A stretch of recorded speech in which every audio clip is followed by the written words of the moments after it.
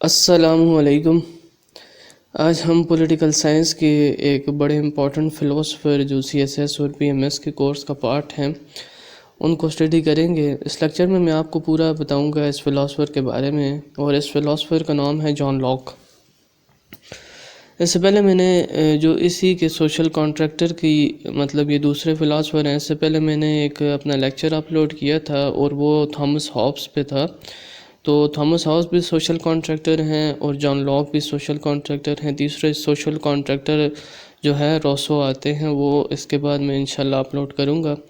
تو آج ہم جس کو ڈیٹیل اسٹڈی کریں گے وہ ہے جان لاک۔ اس لیکچر میں آپ کو اس کا تھوڑا سا انٹروڈکشن بتاؤں گا، کس حالات میں پیدا ہوا، پھر اس کی کتابوں کے بارے میں تھوڑا سا میں آپ کو بتاؤں گا، اور اس کے علاوہ میں آپ کو ساتھ ساتھ فلسفی جو لاک نے پوری اپنی پولیٹیکل فلسفی دی ہے اس کے بارے میں آپ کو بتاؤں گا۔ پھر ہم ڈسکس کریں گے کہ لاک نے کیا اچیومنٹ کی، کام کیا ورلڈ میں، اور پھر ہم کریٹیسزم بھی ڈسکس کریں گے لاک کے اوپر کہ لاک کے اوپر کیا کریٹیسزم جو ہے وہ کیا جا رہا ہے۔ تو یہ ساری چیزیں آج ہم جو ہے اس لیکچر کے اندر ڈسکس کریں گے۔ تو سب سے پہلے آتے ہیں کہ انٹروڈکشن آف لاک کے اوپر آتے ہیں۔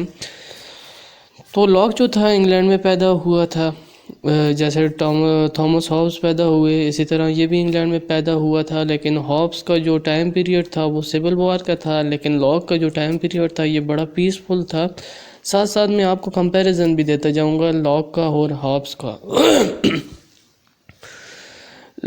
لاک جو پیدا ہوا تھا تو اس ٹائم جو ہے ڈیموکریسی اسٹیبلش ہو چکی تھی، جبکہ ہابس کے ٹائم میں سول وار چل رہی تھی کنگ اور ڈیموکریٹک فورسز کے درمیان۔ تو گلوریس ریولوشن ہوا 1688 میں، اور وگ پارٹی جیت گئی، ڈیموکریٹک پارٹی تھی، اور اس نے اپنا رول اسٹیبلش کر لیا انگلینڈ کے اندر۔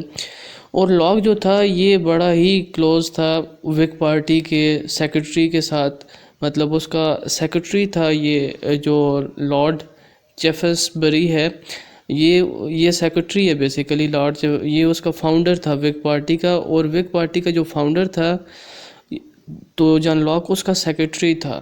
تو ہم یہاں سے دیکھ سکتے ہیں کہ جان لاک کی کتنی زیادہ ایفیلیشن ہو سکتی ہے وگ پارٹی کے ساتھ۔ تو وگ پارٹی کو اس نے کافی زیادہ جتنی فلسفی تھی وگ پارٹی کی، جس میں لائف، لبرٹی اور پراپرٹی، اسی کو اس نے اپنی فلسفی کے اوپر لیٹر آن ڈسکس کیا، اس کو ڈیفینڈ کیا، اس ریولوشن کو جو گلوریس ریولوشن لایا تھا۔ پھر اسی طرح جو میں نے آپ کو بتایا کہ اس کی پوری فلسفی، کیونکہ اس کا ٹائم پیریڈ ریولوشن آیا، گلوریس ریولوشن، جس میں ڈیموکریسی اسٹیبلش ہوئی، اور جان لاک اس کا اسٹرانگ الائے تھا وگ پارٹی کا، جس نے یہ تو لاک کی پوری جو ہم پولیٹیکل فلسفی آگے دیکھیں گے تو وہ تمام پرنسپل کو ڈیفینڈ کرے گا جو کہ وگ پارٹی نے انٹروڈیوس کرائے، اور وگ پارٹی نے جو ریولوشن لایا اس کو ڈیفینڈ کرنے کی لاک پوری فلسفی میں کوشش کرتا رہے گا۔ اور ان کے پرنسپل کیا تھے؟ لبرٹی تھے، سیکولرزم تھی، کانسٹیٹیوشنل گورنمنٹ تھی، پاپولر ساورینٹی تھی۔ تو یہ جو پرنسپل تھے یہ وگ پارٹی کے تھے، جس پہ انہوں نے گلوریس ریولوشن لایا۔ تو جان لاک اپنی پوری فلسفی میں جو لیٹر آن اس کی فلسفی ہے وہ انہی جو ہے پوائنٹس کو ڈیفینڈ کرنے کی کوشش کرے گا کہ وگ پارٹی نے جو ریولوشن لایا وہ بالکل ٹھیک ریولوشن ہے، مطلب اس کو ڈیفینڈ کرے گا۔ یہ تو ہم نے تھوڑا سا ڈسکس کر لیا ہلکا پھلکا لاک کا انٹروڈکشن کے کیسے حالات میں پیدا ہوا۔ آگے ہم چلتے ہیں کہ کتابیں اس نے کیا کیا لکھیں۔ بیسیکلی اس نے 2 کتابیں لکھیں، 2 ٹریٹیز آن گورنمنٹ لکھی، 2 کتابیں ہیں، 2 ٹریٹیز اس نے لکھی، 2 ٹریٹیز آن گورنمنٹ۔ پہلی ٹریٹی میں اس نے جو ہے اسٹیٹ کے بارے میں ایک کانسیپٹ کو نیگیٹ کیا، جیسے پرانے ٹائم میں ایک کانسیپٹ چل رہا تھا کہ جو اسٹیٹ ہے وہ کیا ہے، ڈیوائن اوریجن ہے، یعنی خدا کی بنائی ہوئی ایک چیز ہے، خدا نے اسٹیٹ کو وجود میں لایا۔ تو لاک نے اس کانسیپٹ کو اگنور کیا اور یہ کہا کہ اسٹیٹ جو ہے یہ کوئی ڈیوائن اوریجن کی چیز نہیں ہے، بلکہ لوگوں نے اس کو جنریٹ کیا، لوگوں نے کانٹریکٹ کے ذریعے اس کو بنایا۔ پہلی ٹریٹی میں اس نے اوریجن آف اسٹیٹ وغیرہ کو ڈسکس کیا۔ سیکنڈ ٹریٹی جس کو اس نے نام دیا تھا سول گورنمنٹ، اس چیز میں اس نے اپنی theory of state of nature دی، پھر وہ اپنے کانٹریکٹ اسی میں اس نے جو سوشل کانٹریکٹ کیا وہ اس میں پوری اس نے فلسفی دی، اسٹیٹ آف نیچر کے بارے میں بتایا۔ تو یہ جان لاک کی دو امپورٹنٹ ٹریٹیز جو اس نے لکھی، ٹو ٹریٹیز آن گورنمنٹ، جس میں پہلی ٹریٹی میں اس نے اسٹیٹ کے کانسیپٹ کو، divine origin of concept of state کو نگیٹ کر کے ایک سوشل کانٹریکٹ کا کانسیپٹ دیا، اور سیکنڈ ٹریٹی میں وہ فردر جو ہے وہ گیا اسٹیٹ آف نیچر کو اس نے بتایا کیسی تھی، کس ٹائپ کی تھی. آگے ہم ڈسکس کریں گے ان ساری چیزوں کو. پھر کانٹریکٹ اپنا بتایا کہ کیسے انہوں نے کس طرح کانٹریکٹ کیا. تو یہ ساری چیزیں ہم آگے جا کے ڈسکس کریں گے. اب آتے ہیں ہیومن نیچر کے اوپر. اب ہم پولیٹیکل فلسفی سٹارٹ کر رہے ہیں، لاک کی پولیٹیکل فلسفی. فلسفی میں سب سے پہلے وہ انسان کی state of concept human nature کے بارے میں بتاتا ہے. اس سے پہلے اگر میں تھوڑا سا کمپیریزن کروں ہابس کا، تو ہابس نے ایک بڑی ڈارک پکچر بتائی ہوئی ہے ہیومن کی، کہ وہ بروٹش ہے، وہ بڑا ہی ظالم ہے، وہ سیلفش انٹرسٹ کے لیے کام کرتا ہے. ٹھیک ہے، اس نے اپنی پھر پلیئر پین تھیوری بھی دی ساتھ میں. اس کے مقابلے میں جو جان لاک ہے یہ ہیومن کی بڑی نیچر بیان کرتا ہے. ٹھیک ہے، جبکہ ہابس ایک بڑی بروٹل قسم کی نیچر بیان، بڑی ڈارک پکچر کھینچتا ہے ہیومن نیچر کی.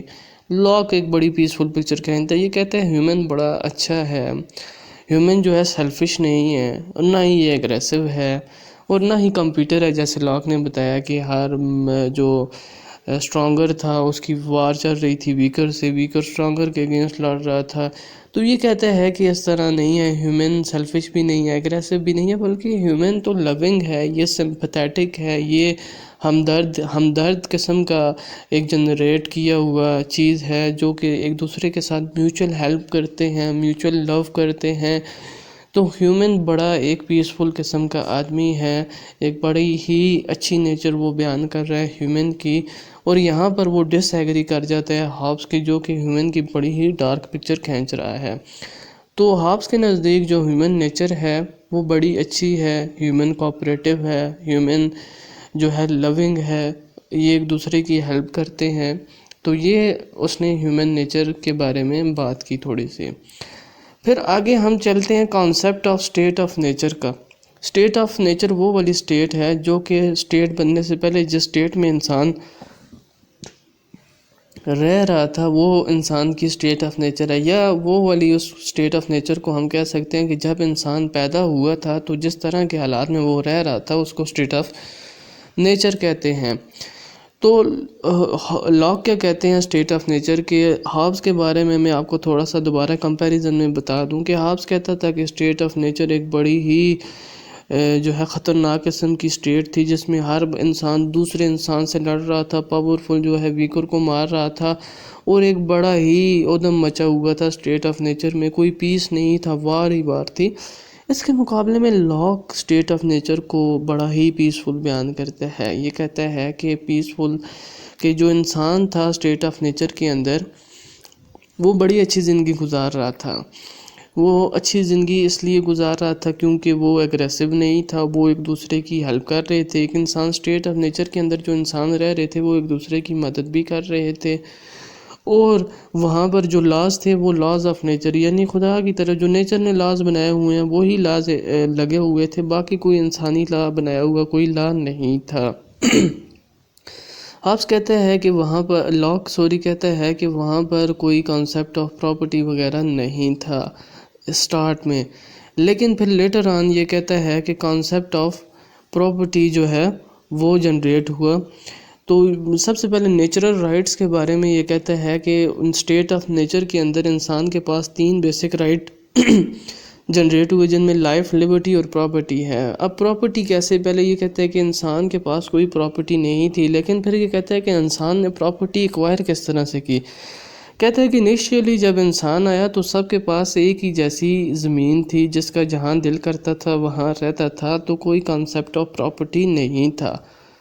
لیکن جب انسان نے ایک زمین کے ساتھ محنت کی، یعنی کاشتکاری وغیرہ جب انسان نے سیکھی کہ یہاں سے فصل کیسے اگائی جاتی ہے، یا وہاں پر کوئی پروڈکٹیو ایکٹیویٹی اس زمین پہ کیسے کی جاتی ہے، تو جب وہ لاک کہتا ہے کہ جب وہ والی ایکٹیویٹی کوئی بھی انسان کسی زمین کے ساتھ کر لیتا ہے تو وہ زمین اس کی ہو جاتی ہے، کیونکہ اس نے وہ ارن کی ہے، وہ پروڈکٹیویٹی کر کے وہ زمین ارن کر لی ہے، وہ لے لی ہے. تو لاک جو ہے وہ یہ کہتا ہے کہ وہاں سے کانسیپٹ آف پراپرٹی آیا ہے، اور جو جتنی زیادہ پروڈکٹیوٹی کر رہا تھا وہ اتنی زیادہ لینڈ ایکوائر کر رہا تھا۔ تو یہ کہتا ہے کہ پراپرٹی بیسیکلی نیچرل رائٹ ہے، یعنی ایک نیچر کی طرف سے دیا ہوا انسان کو حق ہے کہ وہ جتنی پراپرٹی ایکوائر کر سکتا ہے اچھے طریقے سے وہ ایکوائر کرے۔ تو لاء کہتا ہے کہ اسٹیٹ آف نیچر کے بارے میں کہ وہ انتہائی پیسفل تھی، ایک انتہائی اچھے طریقے سے چل رہی تھی، لاز آف نیچر وہاں پریویل کر رہے تھے، لیکن مسئلہ کہاں سے آیا؟ لاء کہتا ہے کہ مسئلہ اس ٹائم آیا کہ جب ہر انسان نے لا آف نیچر کو اپنے طریقے سے انٹرپریٹ کرنا شروع کر دیا۔ دیکھیں، اگر ہم لائف کی بات کریں کہ جب کوئی قانون بنتا ہے تو ہر قانون میں ہر چیز کو پہلے ڈیفائن کیا جاتا ہے، یعنی اگر چوری ہے تو پہلے چوری کو ڈیفائن کیا جائے گا کہ چوری کی ڈیفینیشن کیا ہے، تاکہ ہر بندہ چوری کو اپنے طریقے سے ڈیفائن نہ کرے، ٹھیک ہے؟ کیونکہ جب ہر بندہ چوری کو اپنے طریقے سے ڈیفائن کرے گا تو ہو سکتا ہے جو میرے لیے چوری ہو وہ آپ کے لیے آپ کی ڈیفینیشن کے مطابق وہ چوری نہ ہو۔ تو اس لیے ہر چیز کو پہلے ڈیفائن کرنا بہت بڑا تھا۔ تو لاء کہتا ہے کہ جب اسٹیٹ آف نیچر کے اندر انسان رہ رہا تھا تو کوئی ان کے اوپر کامن ساورن تو تھا نہیں، ایک کوئی ایسا سپیریئر اتھارٹی تھی نہیں کہ جو لاز آف نیچر کو ایک ہی طرح سے انٹرپریٹ کرے، جو کہ سب اسی طرح سے انٹرپریٹ کرے۔ تو ان کے لیے لیک آف کامن ساورن نہیں تھا، کامن ساورن نہ ہونے کی وجہ سے ہر انسان نے state of nature, laws of nature کو اپنے طریقے سے لاز آف نیچر کو انٹرپریٹ کیا، جس سے اسٹیٹ آف نیچر کے اندر مسئلہ آ گیا، کیونکہ لاز آف نیچر کو اپنے طریقے سے ہر انسان نے انٹرپریٹ کرنا شروع کر دیا۔ اس سے کیا ہو گیا؟ اسٹیٹ آف نیچر کے اندر مسئلہ آ گیا، اور یہ فیل کیا گیا کہ ایک کامن ساورن ہونا چاہیے جو کہ state of nature, laws of nature کو ایک ہی طرح سے انٹرپریٹ کرے اور ایک ہی طرح سے لاز آف نیچر اپلائی ہوں۔ تو لیک آف کامن ساورن جو تھا اس کی وجہ سے اسٹیٹ آف نیچر کے اندر ڈسٹربنس پروڈیوس ہو گئی۔ وہ پیسفل جو اسٹیٹ آف نیچر تھی وہ پیسفل نہیں رہی کامن ساورن نہ ہونے کی وجہ سے لیٹر آن۔ تو اس وجہ سے لوگوں نے کیا کیا؟ ایک سوشل کانٹریکٹ کیا کامن ساورن لانے کے لیے۔ تو سوشل کانٹریکٹ کو ہم اسٹڈی کرتے ہیں تو ہم نے پڑھا کہ کیونکہ کامن ساورن نہیں تھا جو کہ لاز آف نیچر کو انٹرپریٹ کر سکے ایک ہی طرح سے، تو لوگوں کے درمیان مسائل پیدا شروع ہو گئے، لوگوں نے ایک دوسرے کے ساتھ لڑائیاں شروع کر لیں۔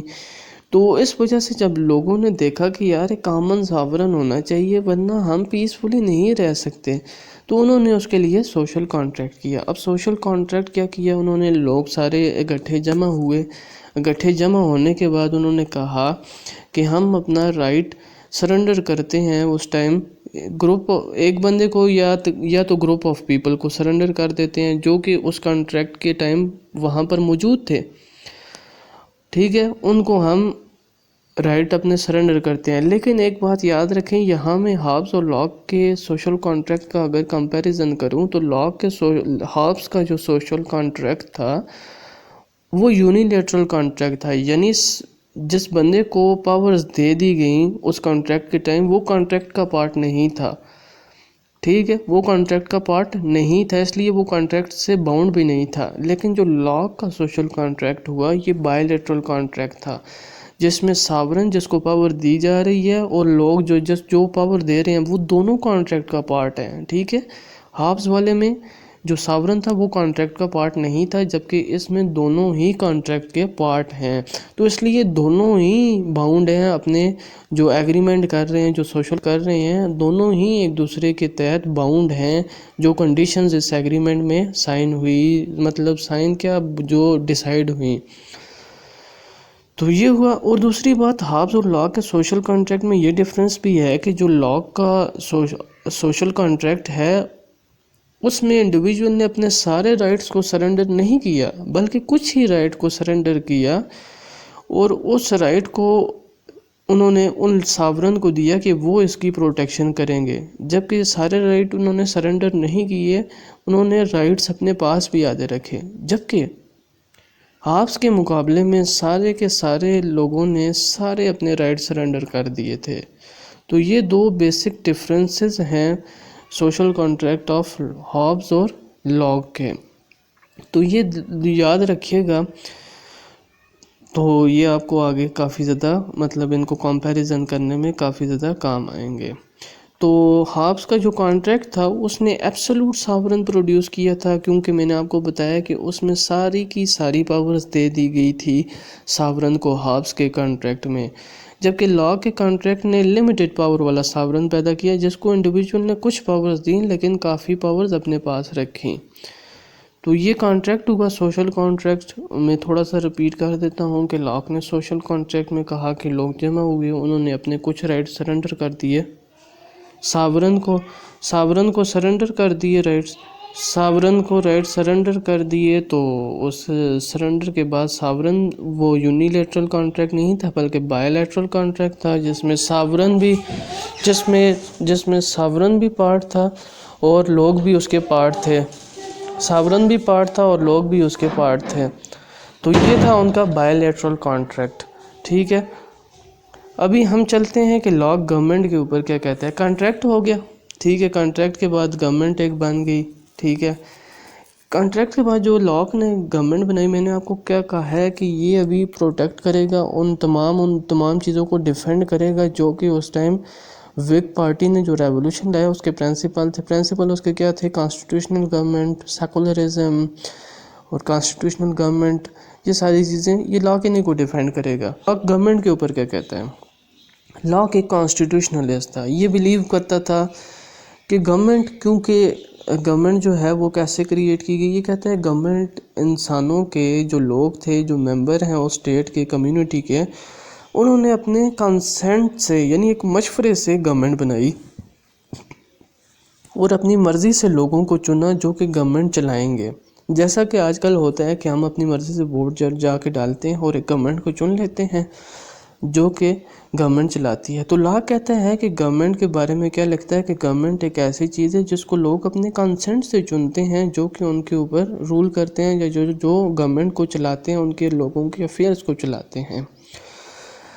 پھر لاک آگے فردر لکھتا ہے، یہ کہتا ہے اسٹیٹ کو تھوڑا سا نیچے دکھانے کی کوشش کرتا ہے اور انڈیویجول کو اوپر دکھانے کی کوشش کرتا ہے۔ یہ لاک لکھتا ہے کہ جو اسٹیٹ ہے یہ انسان کی 3 چیزوں کو پروٹیکٹ کرنے کے لیے بنائی گئی تھی۔ جو کانٹریکٹ ہوا تھا اس میں یہ ڈیسائیڈ ہوا تھا کہ یہ انسان کی لائف کو بھی پروٹیکٹ کرے گی، لبرٹی کو بھی پروٹیکٹ کرے گی اور پراپرٹی کو بھی پروٹیکٹ کرے گی۔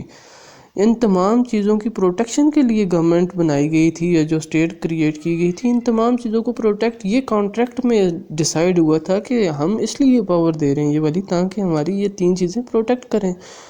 تو لا کہتا ہے کہ گورنمنٹ جو ہے باؤنڈ ہے اس کانٹریکٹ کا کہ وہ ان تینوں چیزوں کی پروٹیکشن کرے گی، ٹھیک ہے۔ پھر آگے فردر لکھتا ہے کہ گورنمنٹ جو ہے اپنے لوگوں کو نقصان نہیں پہنچا سکتی، کیونکہ گورنمنٹ تو کانٹریکٹ سے باؤنڈ ہے۔ جو لوگوں اور گورنمنٹ کے درمیان ایک کانٹریکٹ ہوا جس کے تحت گورنمنٹ وجود میں آئی، تو گورنمنٹ جو ہے لوگوں کو نقصان نہیں پہنچا سکتی، کیونکہ گورنمنٹ جو ہے باؤنڈ ہے کانٹریکٹ جو ہوا تھا جس میں لائف، لبرٹی اور پراپرٹی کو پروٹیکٹ کرنا ہے اس نے۔ اگر وہ ان کو لائف کو پروٹیکٹ نہیں کرتی اور لوگوں کو ہارم کرنا شروع کر دیتی ہے، تو وہ جو کانٹریکٹ میں بات ہوئی تھی کہ اس نے لائف کو پروٹیکٹ کرنا ہے، تو وہ وائلیشن ہو جائے گی کانٹریکٹ کی، اور وائلیشن گورنمنٹ نہیں کر سکتی کیونکہ وہ کانٹریکٹ سے باؤنڈ ہے۔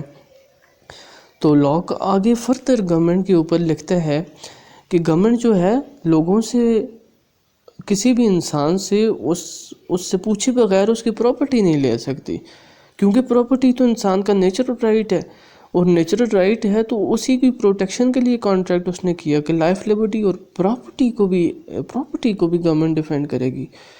تو وہ اگر اس کے کنسنٹ کے بغیر لی جائے تو وہ تو پھر ایک آٹوکریٹک گورنمنٹ ہو گئی، وہ تو اپنے کانٹریکٹ کی وائلیشن کر رہی ہے۔ تو لاک لکھتا ہے کہ گورنمنٹ جو ہے کسی بھی انسان سے اس کی مرضی کے بغیر پراپرٹی نہیں لے سکتی، اور نہ ہی اس کی کنسنٹ کے بغیر کوئی ان پہ ٹیکس لگا سکتی ہے۔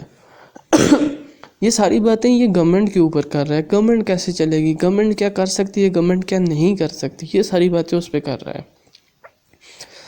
پھر یہ کہتا ہے کہ جب ایک بار کنسنٹ دے دیتے ہیں لوگ گورنمنٹ کو، جیسے ہم ہر 5 سال بعد ایک کنسنٹ دیتے ہیں 5 سالوں کے لیے، مطلب ایک گورنمنٹ کو ہم 5 سالوں کے لیے بنا دیتے ہیں ووٹ کے ذریعے، تو لاک آگے لکھتا ہے کہ جب ایک بار لوگ کنسنٹ دے دیتے ہیں تو لوگ بھی باؤنڈ ہیں کہ وہ اپنے اس ڈیسیژن کو اوبے کریں، گورنمنٹ کو اوبے کریں، اس ٹائم تک اوبے کریں جب تک وہ گورنمنٹ ڈیزالو نہیں ہو جاتی، یعنی ختم نہیں ہو جاتی۔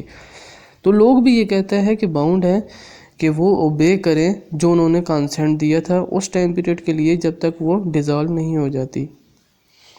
پھر آگے یہ فردر کہتا ہے کہ گورنمنٹ کبھی بھی جو ہے ظالمانہ طریقے سے رول نہیں کر سکتی، آٹوکریٹک قسم کا رول نہیں کر سکتی، آربیٹریلی جو ہے گورنمنٹ نہیں رول کر سکتی، کیونکہ جو اس کو پاور دی لوگوں نے دی ہے وہ تو ایک امانت ہے، وہ ایک تو ٹرسٹ ہے، اور وہ ٹرسٹ میں خیانت نہیں کر سکتی کیونکہ وہ کانٹریکٹ کے ذریعے باؤنڈ ہے۔ تو اس لیے وہ کہتا ہے کہ وہ کبھی بھی اپنی پاورز کو اوور رائڈ نہیں کر سکتی، یعنی اپنی پاورز کو مس یوز نہیں کر سکتی، کیونکہ اگر وہ یہ کرتی ہے تو وہ اپنے کانٹریکٹ کی وائلیشن کرتی ہے، اس لیے اس کو کانٹریکٹ کی کنڈیشن کو وائلیٹ نہیں کرنا چاہیے اور آٹوکریٹکلی گورنمنٹ رول نہیں کر سکتی۔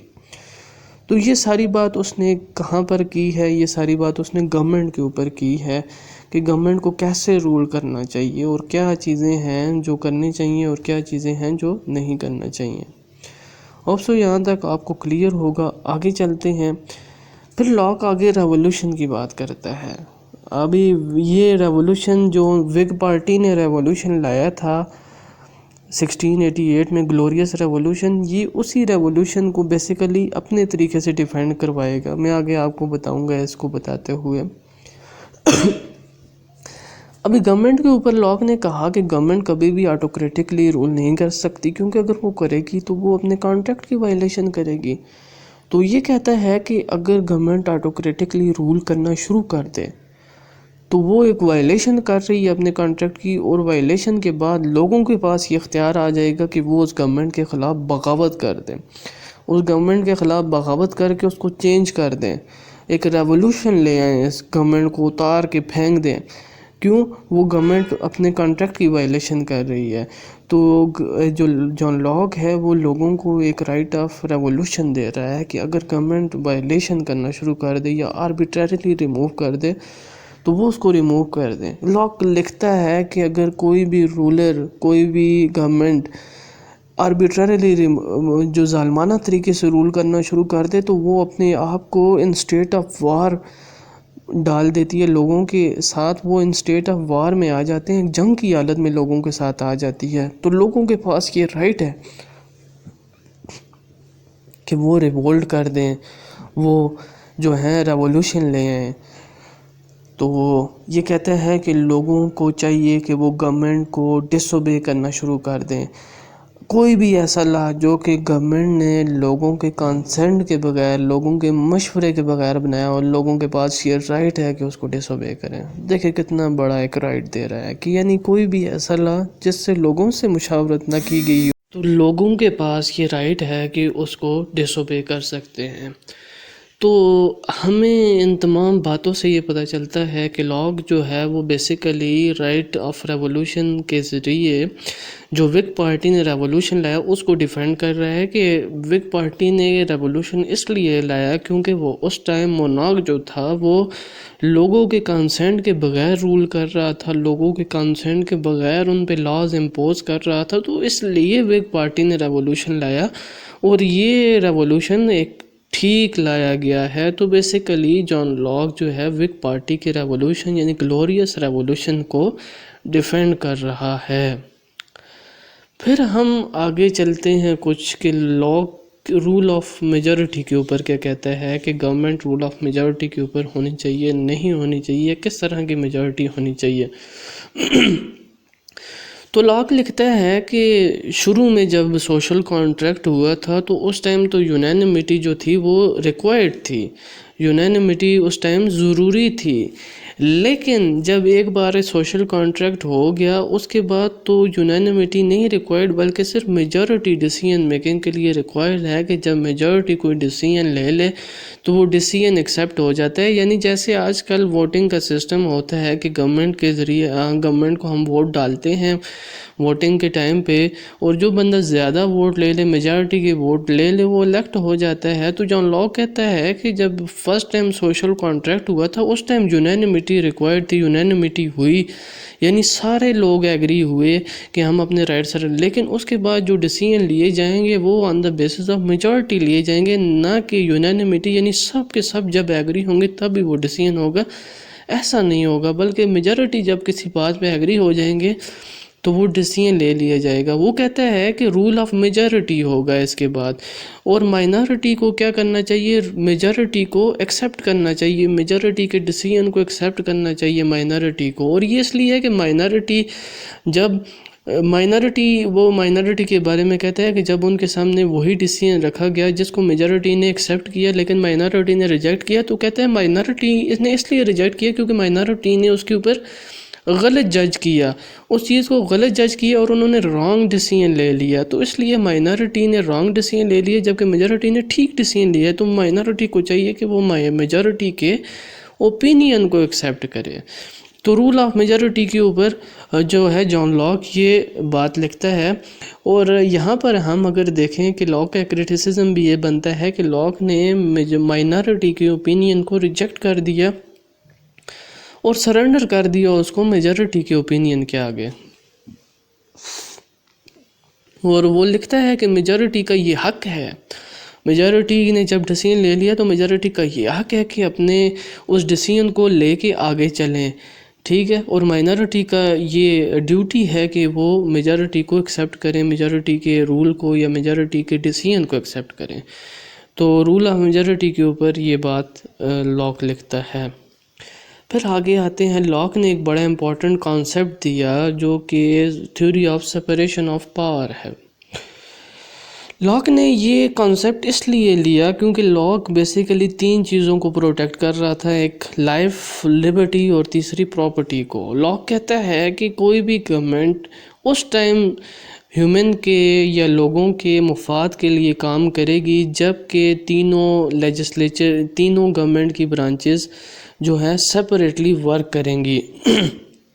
یعنی گورنمنٹ کی جو تین برانچز ہے، ایگزیکٹو ہے، لیجسلیچر ہے اور جوڈیشری ہے. جو لیجسلیٹو ہے وہ لیجسلیچر ہے، وہ لاز بناتی ہے، ایگزیکٹو ان کو امپلیمنٹ کرتی ہے، اور جوڈیشری جو ہے ان کو کانسٹیٹیوشنلی آبزرو کرتی ہے کہ ویدر وہ ان کے مطابق ہیں یا نہیں ہے، یا جس نے وائلیشن کی ہے اس کو پنش کرتی ہے. لاک لکھتا ہے کہ بیسیکلی گورنمنٹ اسی ٹائم صحیح طرح سے لوگوں کے مفاد کے لیے کام کر سکتی ہے. یہ تینوں برانچز گورنمنٹ کی، تینوں جو پاورز ہیں گورنمنٹ کی، وہ سپریٹ ہینڈ میں ہوں گی، کیونکہ جب اگر یہ ساری پاور تینوں ایگزیکٹو، جوڈیشری اور لیجسلیچر ایک ہی ہینڈ میں دے دی جائے تو وہ کرپشن کریں گے، وہ گورنمنٹ کرپٹ ہو جائے گی. یہ کہتا ہے کہ اگر لیجسلیچر جو ہے لینڈ لارڈ کے ہاتھ میں چلی جائے کہ لینڈ لارڈ ووٹنگ کے ذریعے، کیونکہ ووٹنگ میں وہی پارٹیسپیٹ کرتا ہے جو امیر ہوتا ہے، تو یہ کہتا ہے کہ اگر ووٹنگ کے ذریعے لینڈ لارڈ لیجسلیچر میں آ جاتے ہیں اور ایگزیکٹو میں بھی انہی کے ممبر چنے جاتے ہیں تو ایگزیکٹو اور لیجسلیچر انہی کے ہاتھ میں آ جائے گی. تو لینڈ لارڈ تو ہمیشہ وہی لاز بنائیں گے جو ان کی مونوپلی کو آگے لے کے چلیں گے، ان کی لینڈ میں مزید اضافہ کریں گے، اور پھر وہی ایگزیکٹو برانچ بھی ہوگی جو ان لاز کو امپلیمنٹ کرے گی. تو وہ امپلیمنٹ کرنے میں فیئر اور فاؤل مین یوز کریں گے تو گورنمنٹ کرپٹ ہو جائے گی. تو یہ کہتا ہے کہ لوگوں کے لیے یہ امپورٹنٹ ہے کہ گورنمنٹ کی تینوں جو پاورز ہیں وہ ڈیفرنٹ ہینڈ میں ہو اور ہر ایک دوسرے کے اوپر چیک ہو. اگر لیجسلیچر کوئی ایسا لا پاس کر دیتی ہے جو کہ جو ہے لوگوں کے حق میں نہ ہو تو جوڈیشری کے پاس یہ رائٹ ہے کہ اس کو نل اینڈ وائڈ کر دے، پھر ایگزیکٹو اس کو امپلیمنٹ نہ کرے، کیونکہ مختلف ہینڈز میں ہوگی تو سارے ہینڈز ایک دوسرے کے اوپر چیک اینڈ بیلنس رکھیں گے. اسی طرح وہ لکھتا ہے کہ ایگزیکٹو کے پاس یہ اتھارٹی ہوگی کہ وہ آرڈیننس ایشو کرے جب لیجسلیچر سیشن میں نہ ہو. مطلب جب ایسا بھی ہوتا ہے کہ سم ٹائم لیجسلیچر میٹ نہیں کر سکتی تو وہ کہتے ہیں ایگزیکٹو کے پاس یہ پاور ہو کہ وہ ایسے آرڈرز ایشو کر دے کہ جو for a time being in کی پاور ایسی ہو جیسے لیجسلیچر میں لا والی ہوتی ہے، ان ایکٹس کی پاور لا کے مطابق ہو، ان کے برابر کی ہو. پھر ساتھ یہ بھی لکھتے ہیں کہ ایگزیکٹو کو لیجسلیچر کے آگے اکاؤنٹیبل ہونا چاہیے. وہ لیجسلیچر کو یہ کہتا ہے کہ لیجسلیچر بیسیکلی ان کو جج کرے کہ ان میں سے کوئی ایسا کام تو ایگزیکٹو نہیں کر رہی جو لوگوں کے مفاد میں نہ ہو. جیسے آج کل بھی ایگزیکٹو کو چیک کیا جاتا ہے، اکاؤنٹیبلٹی ہوتی ہے، جو ممبرز ہوتے ہیں وہ ان سے کوسچن آنسر کیے جاتے ہیں، جیسے کیبنٹ کے ممبرز ہوتے ہیں، جیسے ان ممبر سے جو ہے کوسچننگ کی جاتی ہے. کوئی بھی کسی بھی منسٹری کے بارے میں کوسچن کر سکتا ہے تو ایک چیک رکھا جاتا ہے. تو یہ اس کا پورا کانسیپٹ تھا سپریشن آف پاور کا، کہ ساری برانچز ایک دوسرے کے اوپر چیک اینڈ بیلنس ہو اور سپریٹ ہوں. پھر آگے چلتے ہیں. اب ہم پڑھتے ہیں، یہ تو جان لاک کی ہم نے پوری فلسفی دیکھی، جس میں ہم نے اس کی سوشل کانٹریکٹ کو پڑھا. سب سے پہلے ہم نے اس کی اسٹیٹ آف ہیومن نیچر کو پڑھا، پھر اسٹیٹ آف نیچر کو ہم نے ڈسکس کیا. اسٹیٹ آف نیچر کے بعد ہم نے اس کا سوشل کانٹریکٹ پڑھا. پھر لاک نے گورنمنٹ کے اوپر کیا بات کی اس کو ہم نے پڑھا. پھر ہم نے اس میں گورنمنٹ کو جو رائٹ آف ریوولٹ دے دیا، لوگوں کو رائٹ آف ریوولٹ دے دیا، اس کو پڑھا. پھر ڈیوٹیز آف گورنمنٹ ہم نے پڑھا. پھر ہم نے گورنمنٹ کی ڈیوٹیز کے بعد رول آف میچورٹی کو پڑھا.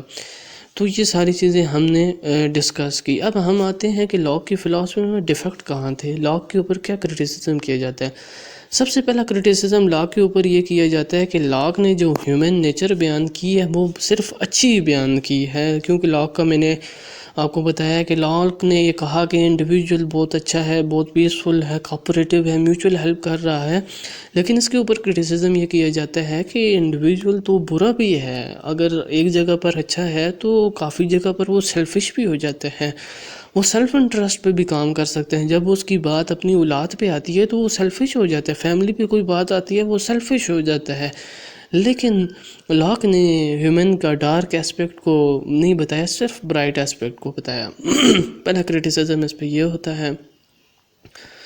دوسرا کرٹیسزم یہ ہوتا ہے کہ لاک نے ویک سائیکالوجی بیان کی ہے.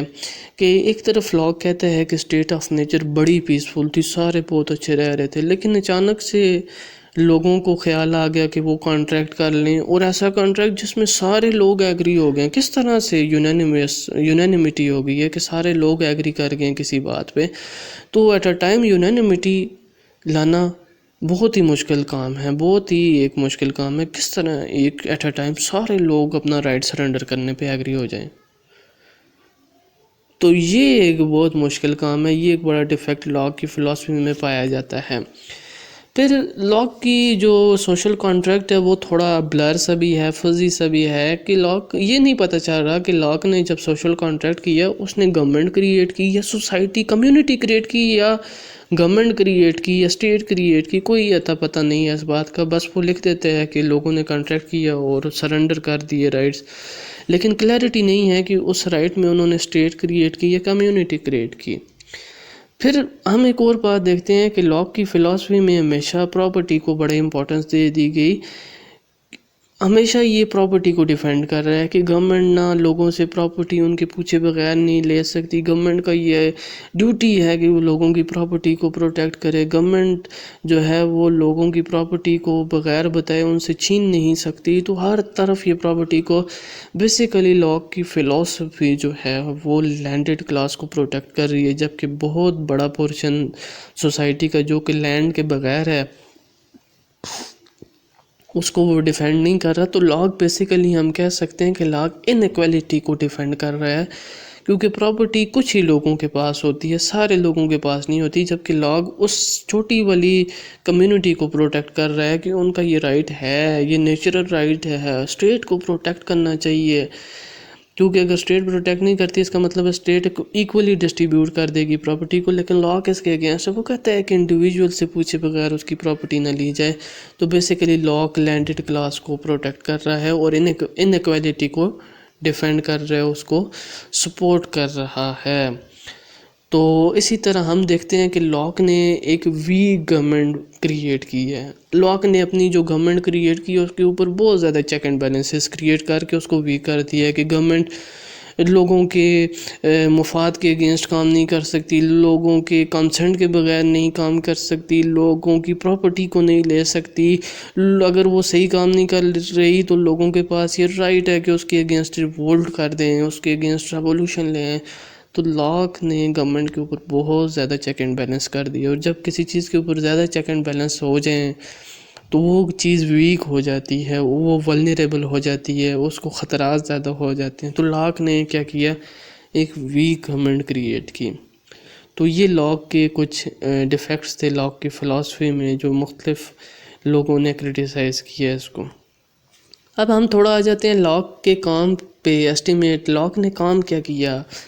سب سے امپورٹنٹ کام اس نے جو کانسیپٹ آف پراپرٹی کا دیا وہ آج بھی پریویل کر رہا ہے. آج ہم دیکھتے ہیں ہماری سوسائٹیز میں کہ پراپرٹی کو ایک خاص اہمیت دی جاتی ہے. ہر انسان کے پاس اس کا گھر، شہر یا پراپرٹی جو اس کے نام پہ ہوتی ہے، اسٹیٹ اس کو بغیر جو ہے کمپنسیشن کی اس کو ایکوائر نہیں کر سکتی، سوائے کمیونسٹ اسٹیٹس کے اندر. جو ماڈرن جو ورلڈ ہے وہ تو کیپیٹلسٹ ورلڈ ہے، تو وہاں پر بغیر پراپرٹی، جو پراپرٹی کا کانسیپٹ ہے وہ پریویل کر رہا ہے. تو لاک نے بھی پراپرٹی کو پروٹیکٹ کی بات کی تھی. دوسری بات یہ ہے کہ لاک جو ہے اپنی کانسٹیٹیوشنل گورنمنٹ کریٹ کرتا ہے. کانسٹیٹیوشنل گورنمنٹ وہ گورنمنٹ ہوتی ہے جو ایک کانسٹیٹیوشن کے مطابق چلتی ہے. کچھ لاز ہوتے ہیں، اس کی لمٹس ہوتی ہیں گورنمنٹ کی، اس لمٹ سے آؤٹ ہو کے وہ کام نہیں کر سکتی. آج کل ہم ماڈرن ورلڈ میں دیکھتے ہیں کہ ہر کنٹری کا کانسٹیٹیوشن ہے، گورنمنٹ کے اوپر کچھ چیکس اینڈ بیلنسز ہیں، ان سے آؤٹ ہو کے گورنمنٹ کام نہیں کر سکتی. تو لاک کا کانسٹیٹیوشنل گورنمنٹ کا بھی کانسیپٹ ماڈرن ٹائم میں پریویل کر رہا ہے. پھر ہم دیکھتے ہیں کہ لاک کا جو سیکولرزم کا کانسیپٹ ہے وہ بھی پریویل کر رہا ہے. سیکولرزم سے مراد یہ ہے کہ اسٹیٹ ریلیجن کی کوئی انٹرفیئرنس نہیں ہونی چاہیے پولیٹکس کے اندر. تو ہم دیکھتے ہیں کہ آج کل ماڈرن اسٹیٹ جو ہیں وہ سیکولرزم کا کانسیپٹ لے رہی ہیں کہ جس میں ریلیجن کو پولیٹکس کے اندر کوئی جو ہے انٹرفیئرنس نہیں ہوتی.